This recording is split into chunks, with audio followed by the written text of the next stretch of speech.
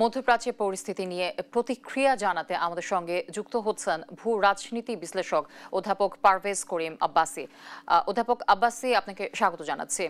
আপনার কাছে জানতে চাইবো যে আসলে ইরানে যুক্তরাষ্ট্র ইসরায়েলের হামলা এবং ইরানের পাল্টা হামলায় আসলে পরিস্থিতি কোন দিকে মোড় নিচ্ছে বলে আপনি মনে করছেন?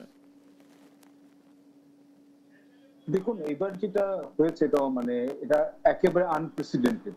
কেননা ভেনিজুয়েলাতে তো আমরা দেখেছিলাম যে 2 মাস আগে যে প্রেসিডেন্ট ডোনাল্ড ট্রাম্প যে অপারেশনটা লঞ্চ করেছিলেন, একটা স্বাধীন সার্বভৌম দেশের প্রেসিডেন্টকে কিডন্যাপ করে নিয়ে যাওয়া।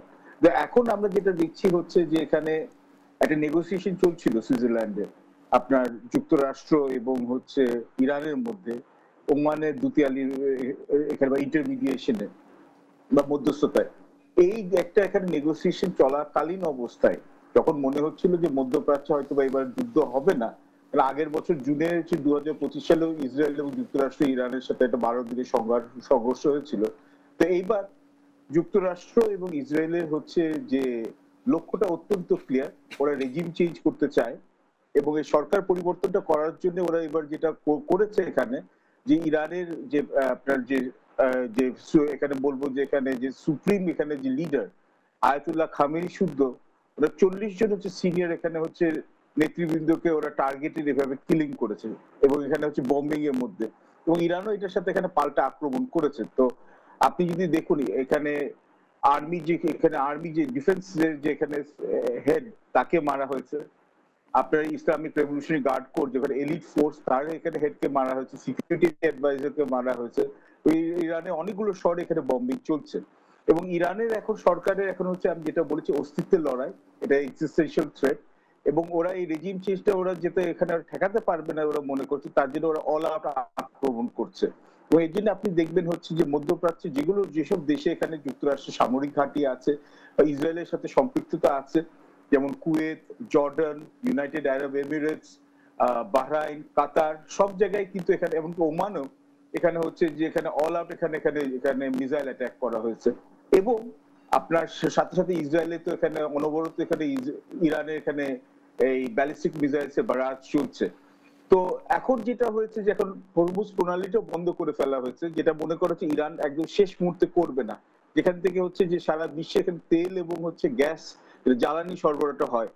এখন হচ্ছে যে যুক্তরাষ্ট্র এবং ইসরায়েল তাদের যে আগের বছরের যে এখানে আনফিনিশ কাজ, অসমাপ্ত কাজ, সেই কাজটা ওরা শেষ করতে যাচ্ছে, যে রেজিম পরিবর্তন করা। এবং ইরানের মধ্যে এখন কিন্তু অসন্তোষও আছে, কেন 2 মাস আগে কিন্তু এখানে একটা গণবিপ্লব হয়েছিল যেখানে 7,000 ইরানিকে সরকার নিহত করেছিল। ইরানের মধ্যে অনৈক্য আছে। আবার যুক্তরাষ্ট্র চাইছে না যে ওখানে হচ্ছে সরাসরি এখানে হচ্ছে যে আক্রমণ করুক, মানে আর্মিকে দিয়ে এখানে ল্যান্ড বেস ইনভেশন করা হোক, কিন্তু ওরা চাইছে ইরানের জনগণ এখানে নিজেরাই উঠে ওদের সরকারটা পরিবর্তন করা, যেটা আপাতত আমরা একটা সম্ভাবনা দেখছি না। তো ট্রাম্প এখন যেটা করবে হচ্ছে যে হয়তোবা যুদ্ধটা আর কয়েকদিন পরে চালিয়ে যাওয়ার পর সে তার স্বভাবসুলভ স্টাইলে সে হয়তো ভিক্টরি এখানে ঘোষণা করবে, কিন্তু এর পর যে এই সংঘর্ষটা এখানে হচ্ছে, সংঘর্ষের একটা টাইমের পর কিন্তু এখানে একটা প্রভাব কিন্তু পুরো মধ্যপ্রাচ্যে, পুরো মধ্যপ্রাচ্যের রাজনৈতিক অস্থিতিশীলতা আছে।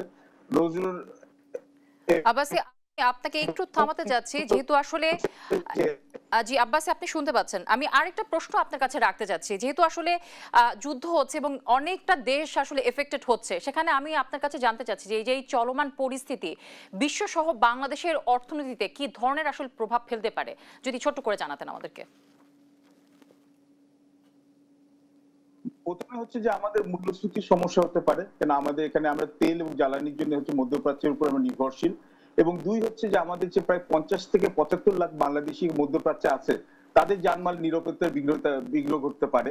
এবং সবচেয়ে বেশি হচ্ছে যদি এখানে মূল্যস্ফীতি খুব বাড়ে, তেলের দাম যদি আন্তর্জাতিক বাজারে বাড়ে, আমাদের 90% কিন্তু আমদানি হয় হচ্ছে হরমুজ প্রণালী দিয়ে।